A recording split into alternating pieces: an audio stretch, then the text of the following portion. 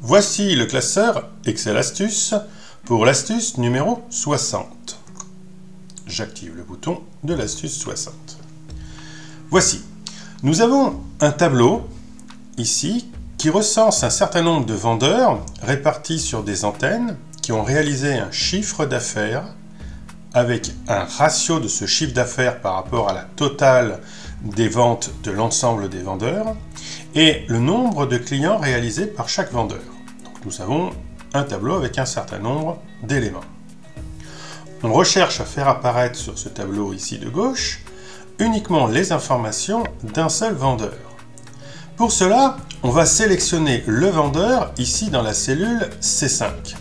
Alors je pourrais taper le nom du vendeur, mais au risque de faire des fautes, et puis cela est, il faut le dire, un petit peu pénible, peut-être de tout retaper exactement. Pour cela, on va s'aider d'un outil très simple, qui est la liste déroulante.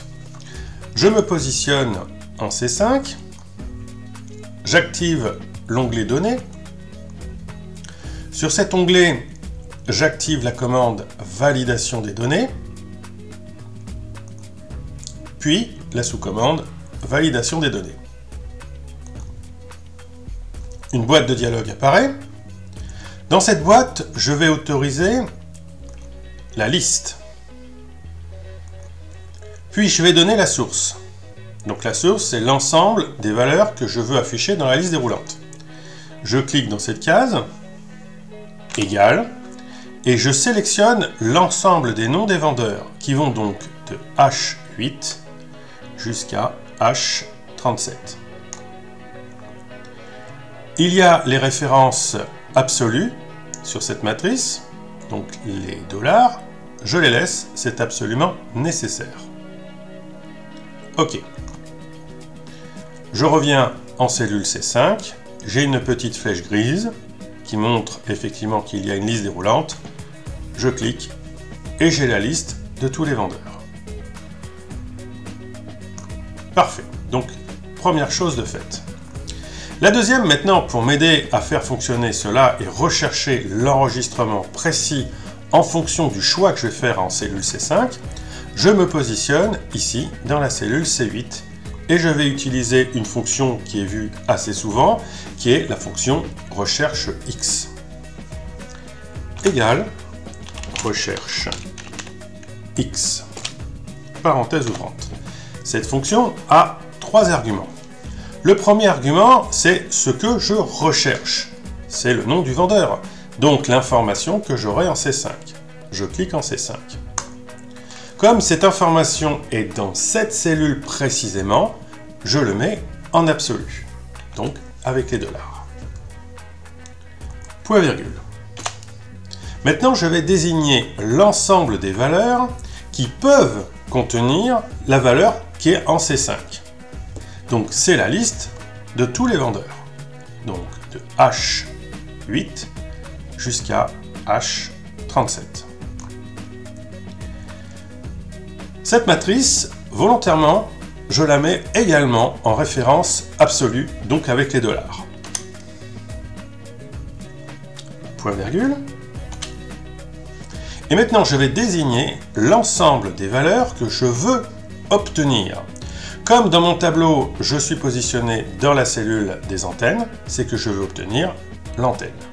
Donc, je sélectionne la liste des antennes, donc qui va de I8 jusqu'à I37.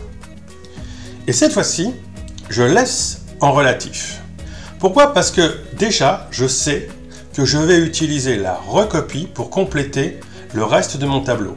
Donc, je veux pouvoir changer de colonne lors de la recopie. Donc, je laisse cette matrice en relatif. Je ferme la parenthèse et je valide. J'obtiens la valeur NA. C'est normal, tout simplement parce que je n'ai pas encore choisi mon vendeur. Donc, je clique en C5, j'ouvre la liste déroulante et je choisis un vendeur, par exemple Annie Croche. Et j'obtiens la réponse antenne Est. Effectivement, Annie Croche, et bien avec l'antenne Est. Maintenant que je vois que cela fonctionne, je me positionne en C8, là où il y a déjà la fonction. Je prends la poignée de recopie et je recopie sur les cellules à droite. Donc j'obtiens bien le chiffre d'affaires que je formate en monétaire. J'obtiens bien le ratio que je formate en pourcentage. Et j'ai bien le nombre de clients. Pour faire fonctionner ceci maintenant, je n'ai plus qu'à utiliser la liste déroulante. Je clique en C5 et je choisis un autre vendeur. Par exemple, ça rafraîchit. J'ai bien l'antenne, le CA, le ratio et le nombre de clients de Sarah.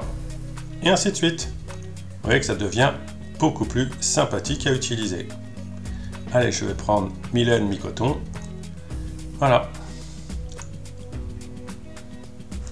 N'oubliez pas de vous abonner à la chaîne et un petit pouce pour dire que vous aimez mes vidéos et le livre qui est toujours disponible. L'adresse pour pouvoir le commander est dans la description.